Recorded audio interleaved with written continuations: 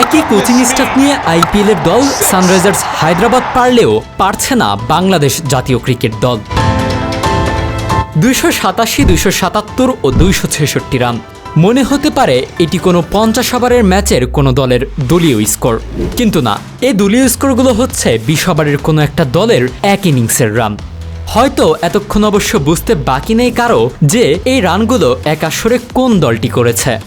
Travis head, Abhishek Sharma, Henrique ক্লাসেনদের নিয়ে গড়া Sunrisers হায়দ্রাবাদের 2024 আসরের আইপিএলের দলীয় স্কোর। সানরাইজার্স হায়দ্রাবাদের সাথে বাংলাদেশ ক্রিকেট দলের একটা দারুণ মিল রয়েছে। না, সেটা অবশ্য রানের রেকর্ড ভাঙার দিক থেকে নয়, বরং কোচিং প্যানেলের দিক থেকে। হায়দ্রাবাদের কোচিং প্যানেলের প্রায় সবাই একসময় বাংলাদেশ জাতীয় ক্রিকেট দলের কোচিং করিয়েছেন। সমস্যাটা কোচিং প্যানেলে না হলেও ক্রিকেটারদের মাঝের আসল সমস্যা হচ্ছে তাদের পাওয়ার হিটিংয়ের মানসিকতা। 2 দশক টি-20 ক্রিকেটের ভবিষ্যৎ হয়ে গেলেও বাংলাদেশ ক্রিকেট দল এখনও মনে হয়নি এ ফরম্যাটের খেলাটা আয়ত্ত করতে পারেনি।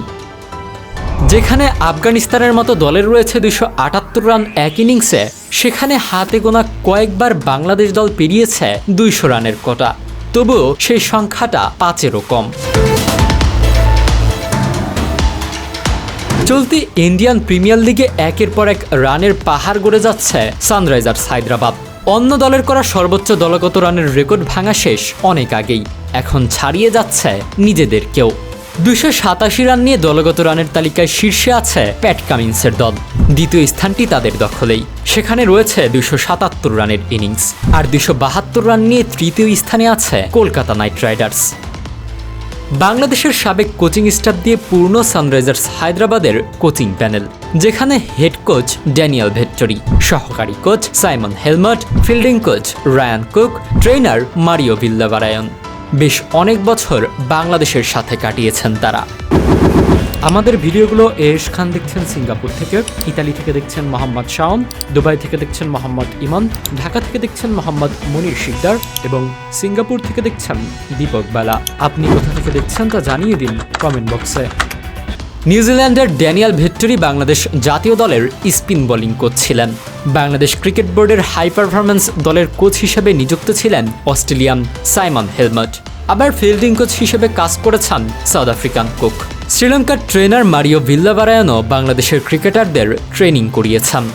অর্থাৎ বাংলাদেশের কোচিং প্যানেলটাই নিয়ে গিয়েছে সানরাইজার্স হায়দ্রাবাদ। তবে হায়দ্রাবাদের মতো একটা দলকে তারা কিভাবে সহায়তা করবেন সেই প্রশ্ন থেকেই যায়, কেননা আইপিএলের এই মৌসুমে হায়দ্রাবাদ খেলছে আক্রমণাত্মক ক্রিকেট। বরং 20 ওভারের খেলায় প্রথম 10 ওভারের জন্য তাদের সতর্ক থাকা উচিত। তবে সানরাইজার্স হায়দ্রাবাদের ব্যাটাররা সতর্ক শব্দটি হয়তো ভুলে গিয়েছে। এখন অভিজ্ঞ কোচিং প্যানেল আর ভয়ডরহীন ব্যাটিং লাইন আপ দিয়ে হায়দ্রাবাদ কতদূর এগোতে পারে সেটি দেখার বিষয়। একই সাথে আক্ষেপ করতে পারে বাংলাদেশ দলও। একই কোচিং সেটআপ দিয়ে যে ফল হায়দ্রাবাদ পাচ্ছে, বাংলাদেশ দল তার ধারের কাছেও যায়নি। এর অর্থ হলো সমস্যা পরিকল্পনায় নয়, সমস্যাটা সামর্থ্যের আর মানসিকতায়। সত্যিই কি টি-20-র মান ধরে রাখার সামর্থ্য নেই বাংলাদেশ দলের?